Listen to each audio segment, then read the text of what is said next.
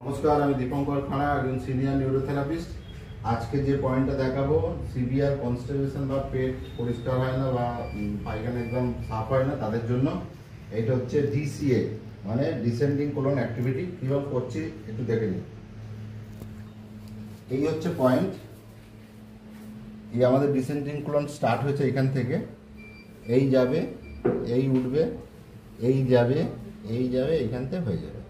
এটা 10 বার করতে হবে, ঠিক আছে? হাত এইভাবে পয়েন্ট ধরতে হবে, এই এই টানলাম, এই উঠলো, এই গেল, আবার এই, আবার এই নামলো, ঠিক আছে?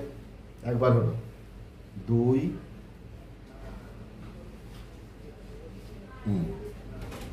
এই উঠছে, এই নামছে, এই হলো। এইভাবে 10 বার করতে হবে। পায়খানা পরিষ্কার হয়ে যাবে। আর এর সঙ্গে একটু জলের পরিমাণ বাড়াতে হবে, মানে জল একটু বেশি করে খেতে হবে। এতে ইন্টেস্টাইন সার্কুলেশন বেড়ে যাবে, পেরিস্টাল মুভমেন্ট খুব সুন্দরভাবে হবে এবং পায়খানা খুব সুন্দর ক্লিয়ার হয়ে যাবে। 5-6 দিন করার পরই ওর সিস্টেম চেঞ্জ হয়ে যাবে। এইভাবে 10 বার করলেন একটা। এই যে আমাদের স্প্লিন এরিয়া আছে, স্প্লিন এই ধরতে হবে, এটা এই 1, 2, 3, 4, 5, 6, 7, 8, 9, 10। প্রত্যেক দিন খাবার আগে এটা করতে হবে, ঠিক আছে? খেয়ে একদম করা যাবে না, এটা খাবার আগে করতে হবে।